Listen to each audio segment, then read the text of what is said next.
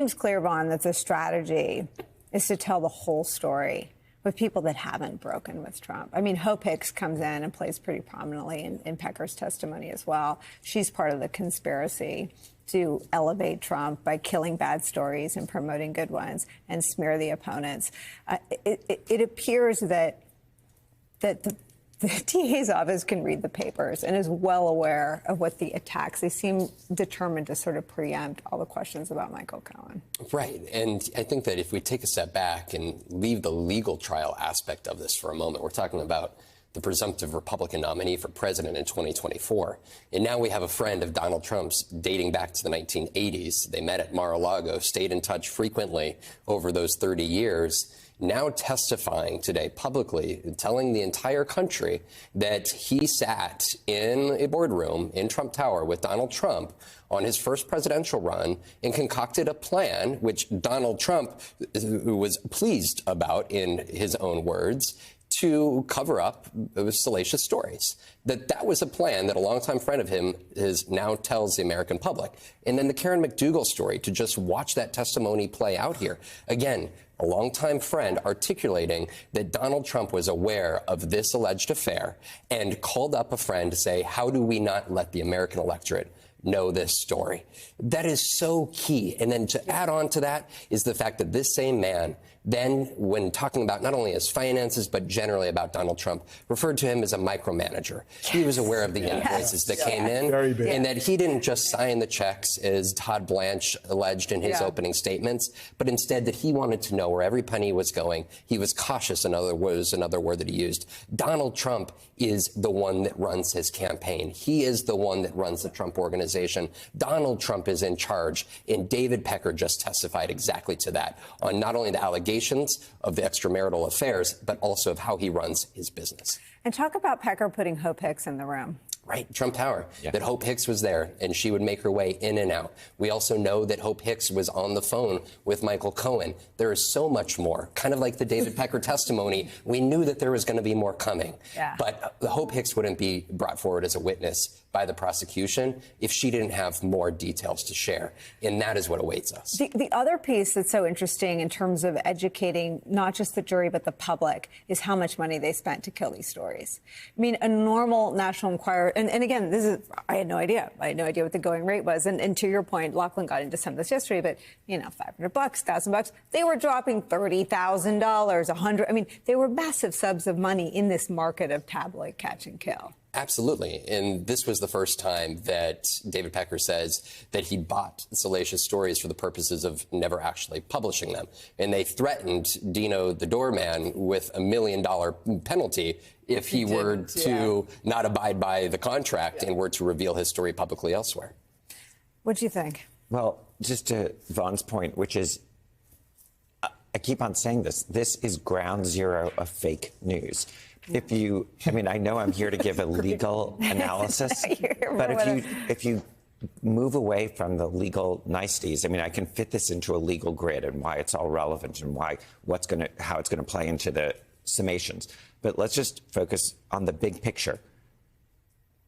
The person who ran for and became president, there is one of his best friends on the stand credibly saying, without Donald Trump, by the way, truth socialing about how he's awful and can't be believed. There's no adverse comments about him, which is fascinating to me, on the stand saying that we manufactured bad stories about our opponents, whether it's Ted Cruz, whether it's Hillary Clinton. We just came up with fake stories, fake news. And then with respect to damaging stories, we killed them. So that was sort of, to me, the big picture. The other, just to Suzanne's point about credibility, one of the things that you look for in witnesses and you argue at the end of the case is, you know, were they gilding the lily? Were they saying everything that's possibly bad about this? And here, with David Pecker saying, well, you know, Donald Trump initially was like, I'm not sure we need to pay for this because it's going to come out. That's not what you would say if you're just going to make up a story. You would have said he was all in from day one. Like, how do we silence this? So I thought that was, you know, a really good thing. The doorman, he says, just to be clear, that story was fake. It was wrong. And he could have, if he was trying to just say something that was going to damage Donald Trump, he would have said, oh, well, we couldn't be sure. There was something there. And so you really so you're got this... saying there's some temperamental moderation to him. And the fact that Trump isn't out there saying David Pecker's lost a step, he's half the media mogul he used to be, means that there's nothing out there that suggests that everything he said, and frankly, what's damaging to Trump in terms of answering whether or not a crime was committed is the McDougal story, is the catch and kill, is the money. And you're saying that he hangs on to every scrap of credibility with these nuances. Yeah, absolutely. I do find it fascinating that, you have Donald Trump attacking the judge. That's allowed. Attacking the lead prosecutor. That's allowed. But also doing things that are not allowed, attacking jurors and witnesses. But it is fascinating to me that David Pecker and Hope Hicks, not yet the subject of his ire. So I do think I'm curious as to why, because unless David Pecker is going to really change on cross, I think he is going to be in his sights because he's going to have to start attacking him. And I mean, because it is, I know a lot of people thought, oh, Michael Cohen will be the star witness. But there's a reason, as to your point, that they're starting with David Pecker. He has the full story. Well, yeah, I mean, you listen to and I want to read some of it. I'm no Rachel Maddow, but I do want to read it for anyone who hasn't seen the transcripts yet.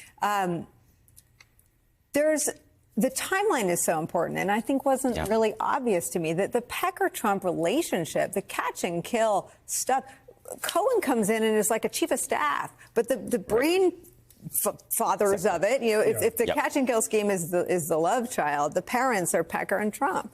I think that's right, and I think that there are a number of things that the prosecution did really, really well today. But before I get to be a lawyer as well, I'll say that I find it very fascinating that Donald Trump, the candidate who's locked in a courtroom for 6 weeks, has to deal with this new revelation about how the sausage is made. To Andrew's point around the fake news, now it's sort of out there about how these manufactured and embellished stories sort of made you this superhuman candidate for your supporters.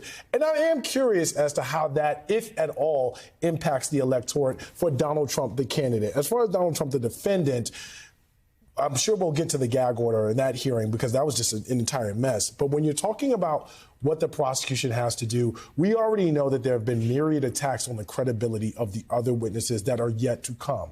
And so for this to be the first witness that the prosecution puts in front of the jury, what they did effectively was laid the groundwork to say later on, you actually don't have to believe Michael Cohen. You may not think he's the most credible witness. You actually don't have to sort of hold Stormy Daniels in the highest of regards. You may feel like she has ulterior motives.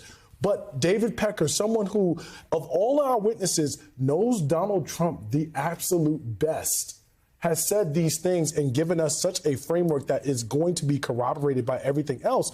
It helps them to a very big degree. The other thing that it does, or that they did very well today with Pecker's testimony, is that they took away this notion of Donald Trump being removed, not only in terms of him sort of being a micromanager as a business owner, but also placing him in conversations, very specific conversations about how these things were going to run. So to act now as though you had no knowledge of these things is simply untenable. You're not going to be able to maintain that in front of the jury. So this was a very effective day by the prosecution. And I think that in terms of setting themselves up for everything that they have coming, particularly with the witnesses they know are going to have some degree of challenges on the stand, they did a fantastic job. Hey, everyone. MSNBC has a new and improved app. You'll get real-time alerts and analysis, live blogs, in-depth essays, video highlights, and the best 2024 election coverage. Download the new MSNBC app. Here's how to do it. You tap on the App Store on your phone. You hit search on the bottom right corner. You type in MSNBC. You click on the MSNBC app. You click on Get